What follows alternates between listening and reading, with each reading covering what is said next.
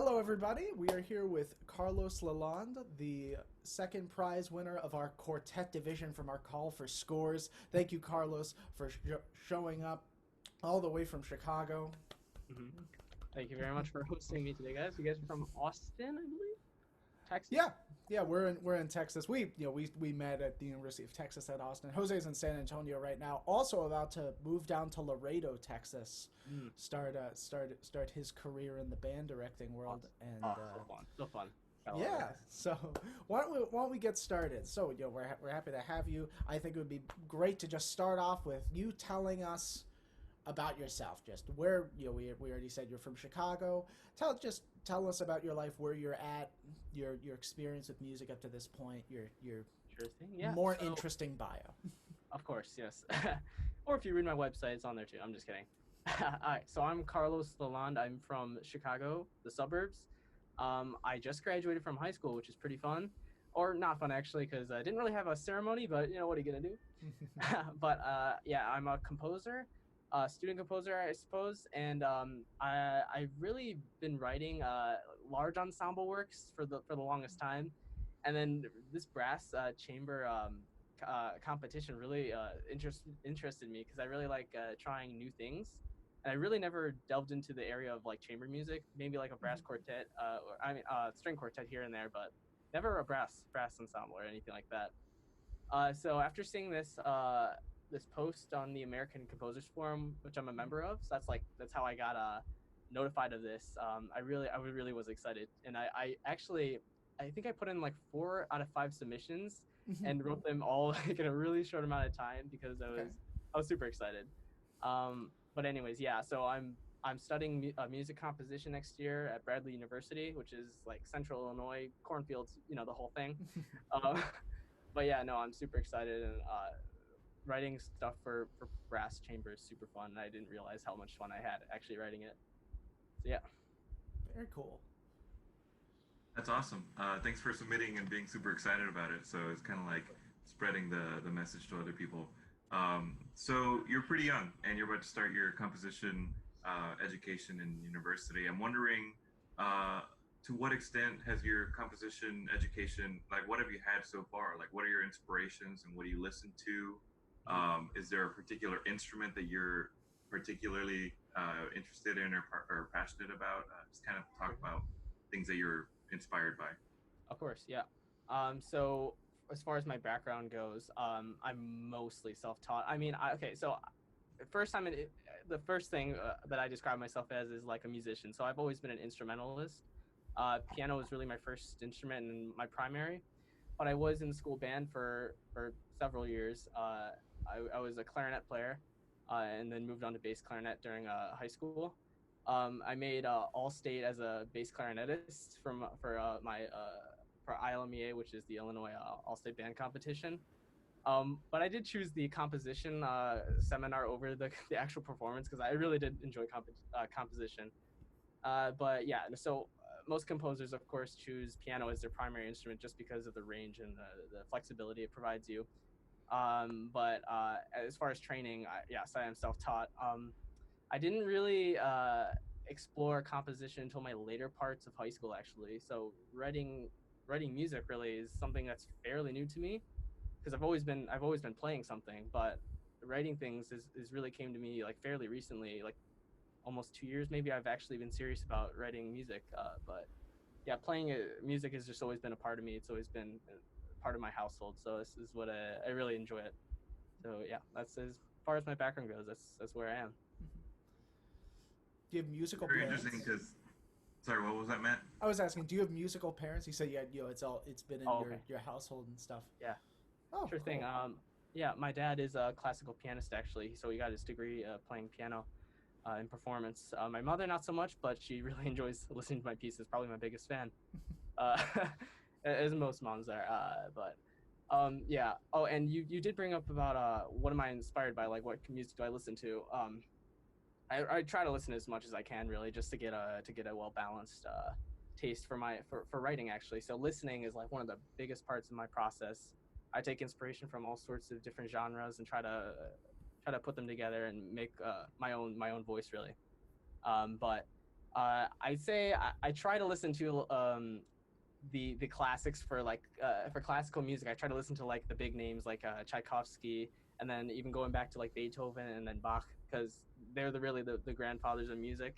I really try to get the foundations down. So I've really been negligent about that. I've always tried to listen to newer stuff and then ignoring like what the history of it really.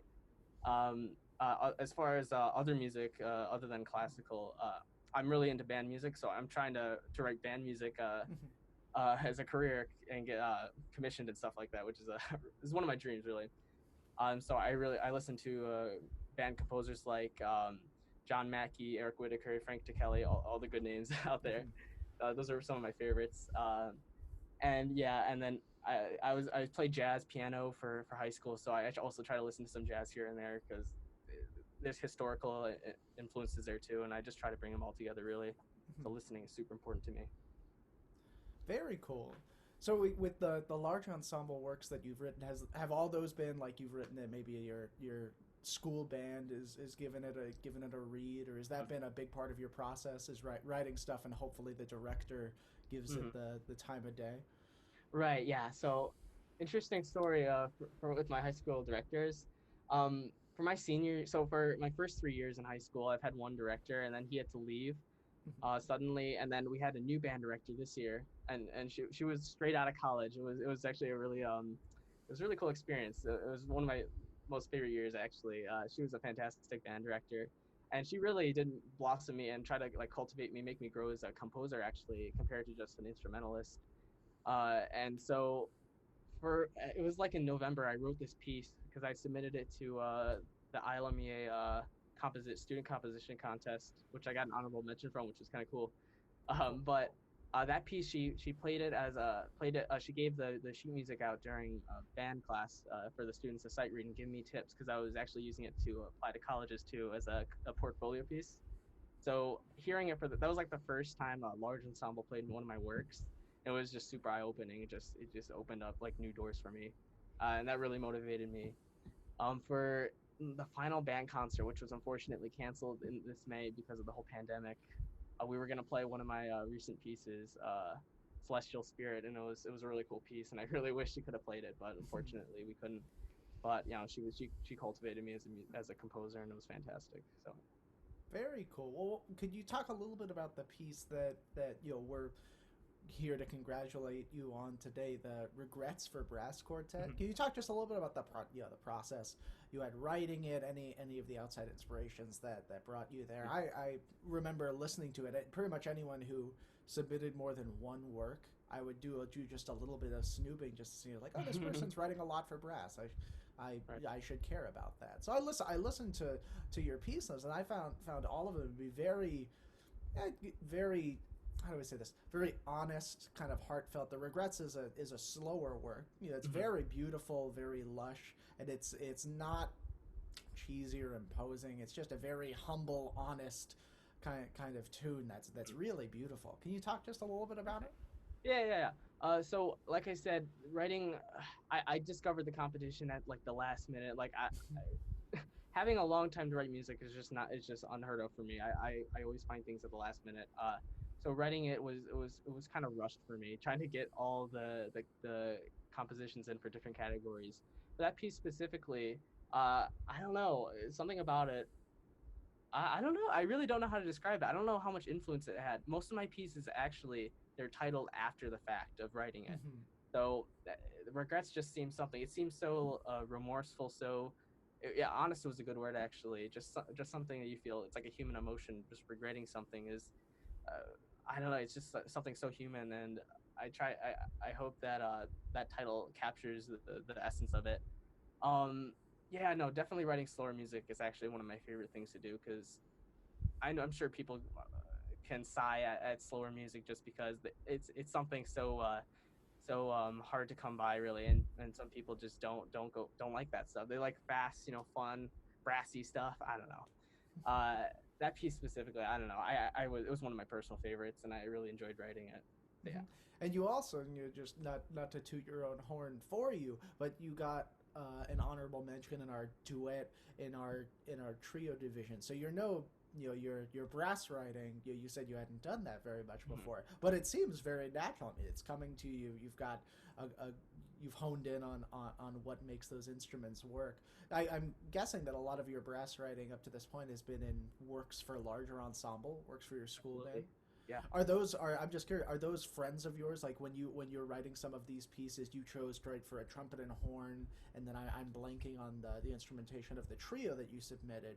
But are you seeing some of these, like, oh, I have all these brass instruments. Oh, this person, I'd like to write a duet for that person. Is that something that influences your composition, or are these just, oh, I got to get this thing on paper, just get it down quick? Okay, gotcha. Yeah, it's a little bit of both actually. Okay. For that trio one specifically, yeah, I was thinking of specific players. Not that I actually gave it to them, but like when I was writing those high school pieces, I tried to write for the people instead of just writing in like the part, you know. So I thought about the range, about their specialties and all that stuff. But yeah, it goes a little bit of both ways. I don't really know anyone who like, I don't know any exquisite trombonists, especially at the high school level, at my high school at least. So I didn't really know how to write for those instruments. And of course, I'm not a brass player at all by any means. Woodwinds all the way. But no, all the brass technique I've learned, and just instrumentation, orchestration, all that stuff, I've just learned from writing large ensemble pieces and trying to study scores from really the greats, and trying to apply that to a chamber setting. And I think I did pretty good for the first time. But no, it was yeah. I do think of people when I try to write as much as I can, because it feels so much more personal to them as performers, really. Yep. So you said you started writing recently, maybe in your upper years of high school. I'm wondering what your origins were as far as software. So did you just go deep and jump into the pool and buy like Finale or Sibelius, or did you? I have a friend who started out by writing music on PowerPoint, and he would copy and paste the staff and the keys and note by note. So can you talk a little bit about that? Yeah. Oh my goodness, that's crazy. So of course, yeah, that's a good question. As a budding composer, of course, I wanted to start from the free stuff, of course, because you know me, I don't have that much money, so I can't really buy the expensive stuff anyway. So I really started composing for my marching band, actually, like writing arrangements, because it's super fun. I wrote my favorite songs for my friends, and again, writing for performers is something I try to do as much as I can for the people I know. So I wrote arrangements of fun songs for my pep band to play during basketball games and stuff, and I use MuseScore for that. Of course, it's great software for beginners. Actually, it's all free. So that's what I started out with. Once I got a little more serious, I knew that the samples and this, just how it sounded, and there's some limitations to MuseScore, obviously. But after probably a year and a half or so, I knew I was probably at the level where I wanted to move up to something where I can bring like engraving and notation to the next level, because I really adored that. I had bought what is it, Elaine Gold's book on notation. It's like the Bible of notation. What's it called again? Behind Bars. Yes. So it's like the industry standard for like notation and like all the nitpicky things. So I really like making my scores as pretty as they can be, because the musicians really appreciate it. So I did upgrade to Sibelius, actually, and that's what I use now. I never really tried Finale. I really want to try it because I heard great things about it, but Sibelius I've really gotten used to, and it's just my go-to, and I can write stuff really fast in there at this point. So yeah, that's what I use. Very cool. I use NoteFlight for all my arrangements, and I'm not sorry about it. I paid $10 a month so I could create multi-measure rest, and the only person who's ever complained about it is Jose. So, Matt did an entire euphonium quartet transcription of Shostakovich's 8th-string quartet for euphonium quartet, and he did it all on NoteFlight, and I still to this day don't know how he did that. That is the most. It's just so difficult to navigate, and like it just glitches and so. Yeah, that reminds me of there's that one website called, it's like online too. It's like flat.io, I believe, and it's I gotta check it out. Yeah, no, it's really cool. It's like cloud based, so it's all online, and it's really cool. It's like a startup, I believe. But yeah, NoteFlight, I've definitely tried it. Not my favorite, to be honest. But. Well, I guess I'll stick my flag in the Note Flight camp, and you guys can go enjoy yourself have in your to- fancy You're gonna have to buy software. no flight stocks if you believe in no Yeah, flight. I don't even know. I'm like what, like at $2 a share? Well, Carlos, I have a question for you. Sure thing. Okay, so I noodle with composition sometimes, and I have written things that I'm not particularly proud of. Are there things that you've written that nobody knows about and they're hidden underneath the bed? And Oh, yes. and if somebody found out and heard it, would you know? Can you Oh, I talk cry about? every time. Yeah. No. No, I definitely every composer does. Any beginner really when they first start out, even like artists or writers, they write things that they think sound so amazing, and then once they're at a point in their career when they look back at what they started with, they're like, oh my goodness, what is this? So yeah, no, I have so many Sibelius files that are just untouched after years, and I just look Oh, at them. you I just kept cry. them. Yeah, no, I Interesting. keep. It's like it's history, really. So it's like Yeah, it's when you history. look back, yeah, it's when you look back, you say how much you grew, and I really enjoy that actually. Of course, I cringe. I don't want to hear it. I never want to hear it. But just knowing I have it and just looking back at how much I grew, it's really cool. So yeah, I definitely know. My older stuff can be pretty atrocious. So Carlos, can you talk a little bit about your experience as you said Filipino American, yes. and maybe any observations that you have about the classical music community and maybe things that you would like to see moving forward in the future as far as representation? Oh, sure thing. Yeah, definitely. So being Filipino American, I'm so early in my career where it really had like once you get to a higher level, of course, the representation just diminishes just at the top of the peak. Really, it goes for any career really. But currently, just being so early in my career, I really never faced anything that really upset me to the point where like I felt discriminated against for anything, and I really appreciate that. However, yeah, for once you get like higher up in the career, so like top of the level, conductors, composers, and musicians, I feel like they're not dominated by they're dominated by groups that really have historically always been there, and I feel like representation, of course, is needed. I was bringing up the story about my band director who is a woman, and she was very young. Our old band director had to leave for some problems. But no, it's really rare to see stuff like that actually, even today. So I really do think in the musical world, especially classical music, that more representation for minority groups like women, and then people of just minority ethnicities also should be represented as much as possible. And composition contests like these and other ones I've seen are actually really helpful because they encourage people of different minority groups and ethnicities to participate. And I think it's a fantastic thing, actually. So I appreciate you guys for doing this. Absolutely, we appreciate you for submitting. Thank you. So what's coming up next for you? You said you're starting in the fall at Bradley. I know you said it was like cornfields and stuff like Oh, that. yeah. My girlfriend's sister actually went to Bradley University. Really? Yeah. wow. Teacher certification. She's Uh-huh. elementary school. I believe she's a kindergarten specialized teacher, but I've never been there. I just know it exists. That's cool. What are you working on? Anything you're excited about? I know the concerts have taken a toll, but what are you working on right now? Is there anything that you're really excited to start working on when you get to Bradley? Is that anything to cue us in? So at any point in time we should be checking on your website, which will be posted somewhere on this page in the near future. Absolutely. So yeah, for me, finding composition opportunities like these is like one of my favorite things to do. Actually, I've really found them fantastic, and winning them and participating in them has been absolute joy. So yes, I have a list of so many opportunities that are coming up in the future and in the past, which I've participated in. So that's what I try to seize as much as I can. I have so many due this month, and I'm so oh gosh, I have so much to work with. But yeah, no, nothing right now. I'm working on. I've just finished a concert band piece for another competition, And then right now I'm doing something completely different, string quartet. So I have to transition my mind from writing for like large ensemble to chamber again. So yeah, that's what I'm working on now. Of course, it varies.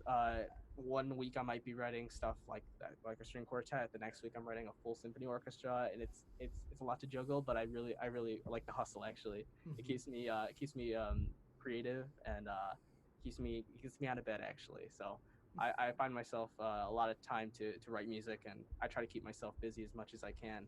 Mhm. So yeah, Cool. So you're a task handler. You see, you absolutely. go on Federation of Composers. I was going to say composer site, but I think that actually went under. I'm pretty sure I think that's I know what that's you're talking about. yeah. But so you're a task manager. You see a need for music to be written there, and you do it. Aside from that, what would be your dream piece to write? Aside, there's the fog is cleared, Mm, concerts start again. You're out of things to submit for. You've hmm got to work on something solely for yourself, to express yourself, for anything at all. What would be your dream piece to get started writing on? Okay, sure thing. I've always been wanting to play something really big, so I really wanted to put on like be able to have my music played at a venue that's like world renowned. Of course, that's very rare at the point of my career, of course. Mm-hmm. But if you're talking about my dream, yes, absolutely. Some giant venue in like California or New York, some the prestigious places, or even just having my music played at those band conventions or like the all state conventions all over the country. I'm sure one day I'll find my way there, but yeah, absolutely, I'd love to write a large ensemble piece to be played at a giant venue. Of course, as all composers would love to. But yeah, no, I'm trying to stick to my roots right now. I'm trying to hone my craft and stick to what I got, and then I'll move up the ladder from there, I guess. Very cool.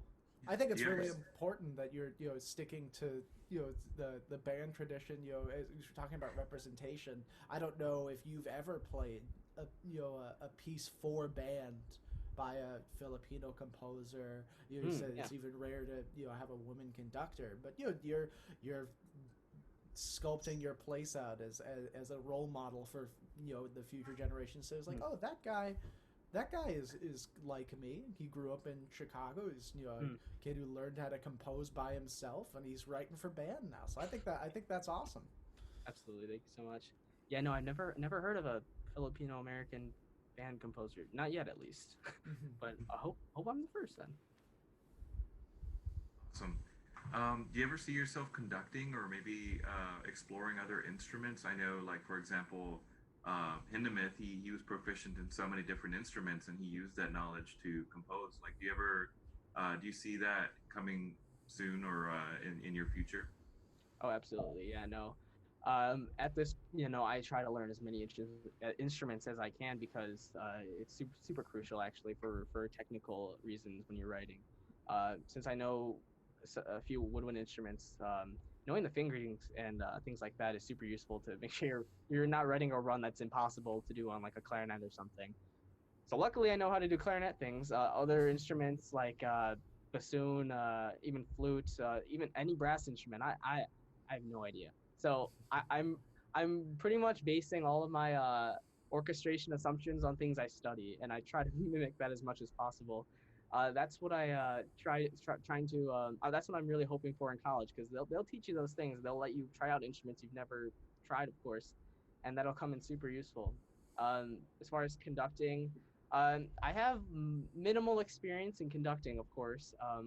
I at the all-state competition, in my state, I bought a baton, which is actually what my director recommended me to buy, which was a really cool thing. So when I'm writing pieces, I pretend like I'm conducting the ensemble in front of me, which is it brings me into the music more. So yeah, maybe in the future, of course, it'd be nice to conduct my own pieces, of course. But yeah, so that's all I have to say about that. Very Yeah, cool. I remember a couple years ago I was in a youth community ensemble and we were doing a Frank DeKelly based concert, Mm, and we brought him in to conduct the majority of his pieces, and he did all of it by memory. He didn't need the scores, yeah, obviously. I mean, he yeah, knows that piece inside and out. So I just think that's a cool thing that most composers also conduct, and they're very expressive because they just like they can feel the music and they know the gestures and so on. So it's really beautiful seeing it. Yeah, I look forward to seeing all the great things you're going to do in your future. of course, appreciate it. I was gonna ask, you guys are in Texas, so did you at all attend the TMA, the Texas Music Educators Association thing that happened in? Yeah, you went to that? I did, yes. Okay, yeah, no, I know Kelly conducted John Mackey's Frozen Cathedral, and I saw that, and it was like, oh my goodness, I wish I was there. Did you see what happened about the sound check thing? Something about the Celeste, was it? Yeah. So there was a sound thing. They didn't have enough time to do a sound check. So when they actually started the piece, Frankie Kelly stopped the whole thing and then shouted to the back of the hall, "Is that loud enough for you?" And he's like, "Yeah." So that's awesome. that was like for the performance, so they just started it over. There's a recording of it somewhere in the depths of the internet, but yeah, they're both great people. Great people. Yeah, I love them. They're like heroes to me, really, in the band community. So I really wish I could have gone to that, but very cool. Yeah. Well, so is all your music self-published on your website, or? Yeah. So recently I've actually gotten into J.W. Pepper's My Score program, which is really cool. So I'm on their catalog for some of my pieces. I've been starting to transition some my pieces from my website to there. I just link them on my website. I have like 2 pieces on there, one of which is the Regrets piece. So that's on J.W. Pepper now. So that's awesome. Very good. So self-publishing versus like publishing with a actual like publishing company is completely different. There's 2 different routes you could take, and of course, being in my career right now, there's no way a giant publishing company would publish something that I made just yet. So self-publishing is kind of it's necessity at this point, but I probably will continue the same just because of how the royalties and the percentages they take, which is kind of insane. So yeah, no, self-publishing all the way. Yeah. Very cool. Well, now that the world knows where to find your music, we'll even put a link to J.W. Pepper's your section on their website somewhere on this screen post production. I'll try. It's gonna happen how it happens. I'm no wizard with iMovie, but well, thank you, Carlos, for spending some time with us. It's been great to chat, and we're really excited to dive more into your music, especially as we begin to be able to actually put on a concert and show the world these sounds that we're talking about. So, as I said before, check out the website somewhere.